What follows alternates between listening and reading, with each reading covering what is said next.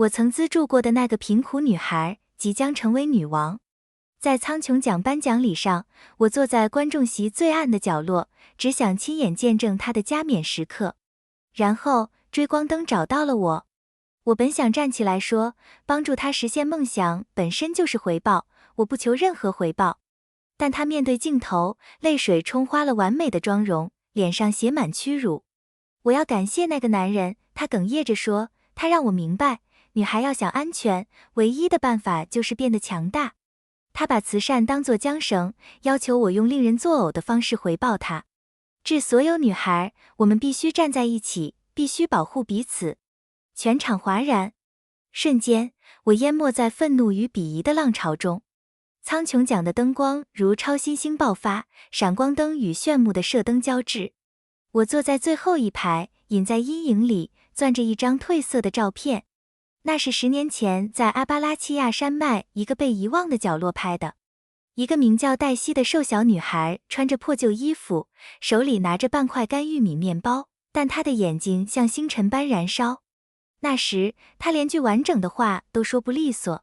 现在，她站在行业最负盛名的舞台上，即将领取最佳女主角奖。当主持人念出塞拉菲娜·雷耶斯的名字时，我不由自主地坐直了身子。她身着高级定制礼服，妆容完美，像一只在灯光下优雅滑行的天鹅。我以为她或许会提到我，那个匿名资助她10年，支付她妹妹白血病治疗费，帮她进入电影学院，甚至为避免闲言碎语，特意为她创办了一家制片公司的恩人。下一秒，她的目光锁定了我。一道追光灯划过会场，将我定在刺眼的光束下，亮得我不得不眯起眼。今晚有个人，我必须特别感谢一下。他对着话筒说，声音带着精心演练过的颤抖，泪水在眼眶打转。10年前，他以资助为名，骚扰和控制我。今晚，站在这里，我想告诉每一个正在观看的女孩，保护自己的唯一方式，就是成名。全场沸腾，相机快门声如同机枪扫射。我僵在座位上，照片几乎要从麻木的手指间滑落。他以为给了钱就拥有了我，他哭喊着，涂着完美指甲油的手指直指向我，声音充满愤怒。今晚赢得这个奖，就是证明我是靠自己成功的。我的成功与他的施舍无关。直播聊天区瞬间爆炸。天啊，这是什么人渣？可怜的塞拉菲娜，她能挺过来真是太不容易了。人肉这个变态，立刻封杀他。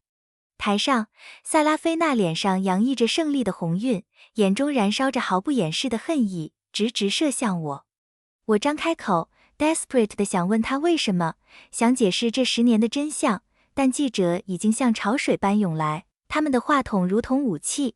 我在这个圈子够久了，知道任何解释都会被扭曲，毫无用处。我闭上了嘴。我最后深深地看了塞拉菲娜一眼，转身准备离开。起身时，我感到无数道目光落在我身上，混合着轻蔑和猎奇。我走向出口，刚走到后台区域，旁边突然伸出一只脚，绊倒了我。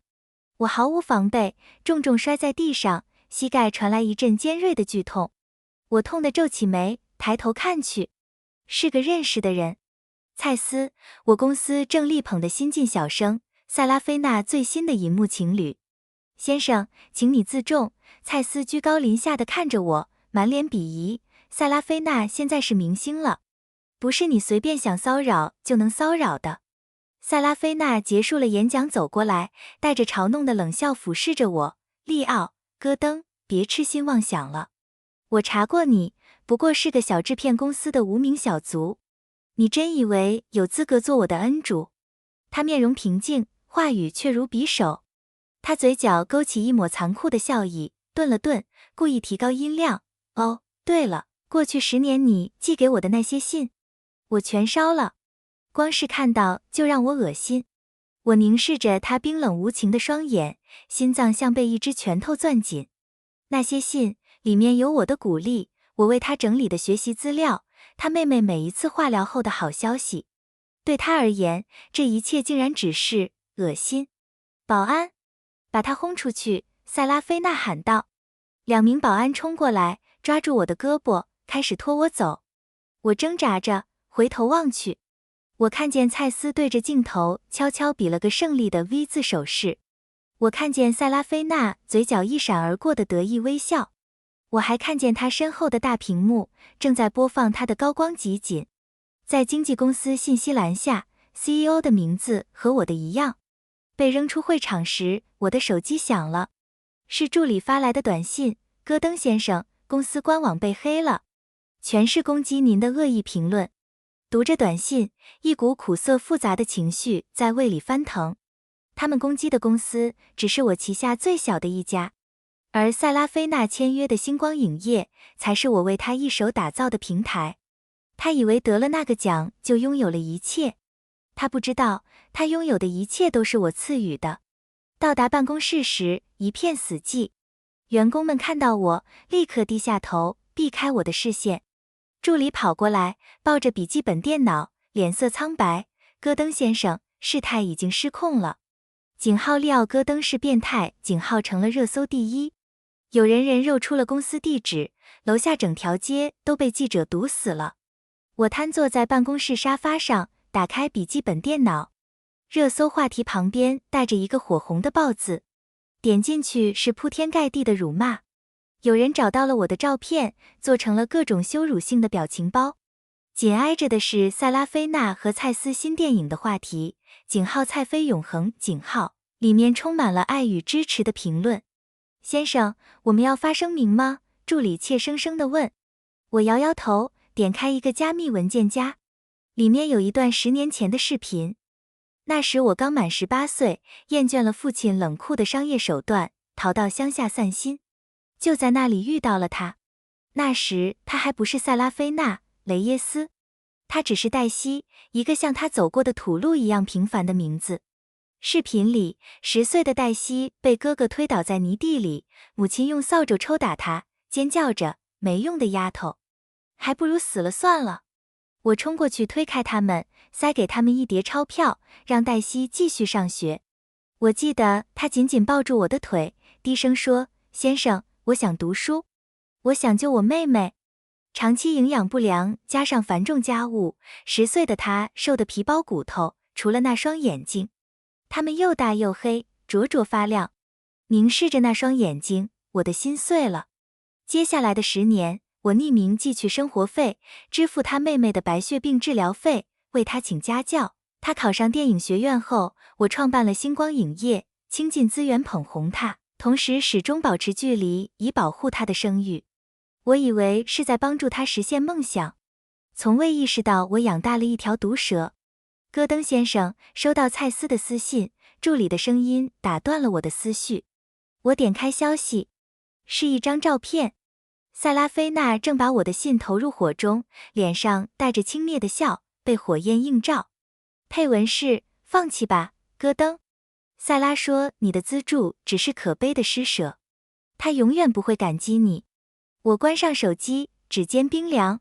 他们早有预谋，就等今晚给我致命一击。10年的支持，在他眼中不过是施舍，只配得到鄙夷。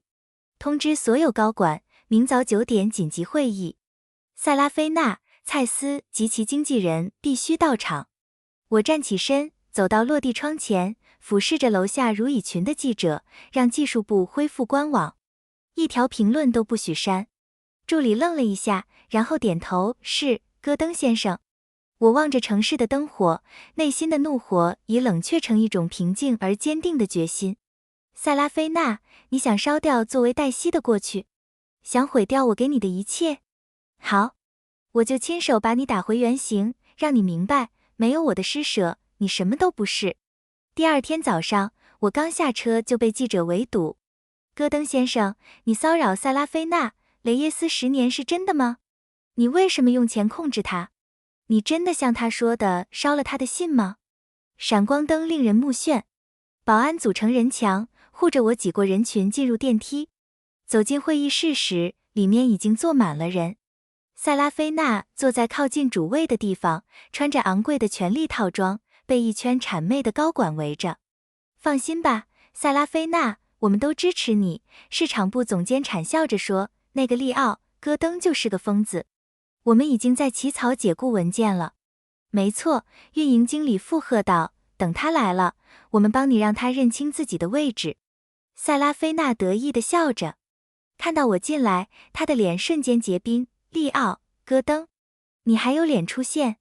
我没理他，径直走向会议桌的主位。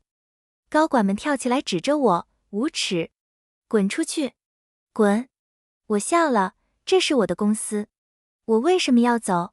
你的公司？塞拉菲娜嗤笑一声，她从包里掏出一张黑卡扔到桌上，这里是100万，够你那小公司赚好几年的了。拿钱消失，我再也不想见到你。黑卡在光滑的桌面上旋转，停在我脚边。100万，确实不少。我看着卡，想起3年前他妹妹病危需要骨髓移植时，是我连夜联系海外专家，支付了300万美元的手术费。我记得他当时在电话里哭着说：“谢谢你，利奥，我发誓总有一天会报答你。”100万，我弯腰捡起卡，放在桌上。塞拉菲娜，光你妹妹的手术费就花了我300万，你觉得这够吗？他脸色煞白，但迅速恢复镇定。你胡说，我妹妹的手术费是我自己筹的。是吗？我刚开口，蔡斯突然跳起来，把一叠钞票扔到我脸上，纸币飘落在我周围。别不识抬举，戈登，他指着我咆哮，塞拉菲娜给你钱是给你面子，你在骚扰他，我让你在这行混不下去。把他轰出去！塞拉菲娜尖叫道，我的保镖呢？他带来的2名保镖朝我走来，准备抓我。我冷冷地看着他们，你们确定要这么做？就在这时，我放在桌上的手机响了。我接起电话，声音平静，让法务部全体和人力资源总监立刻到主会议室，让大厦保安队上来，请走所有未经授权的人员。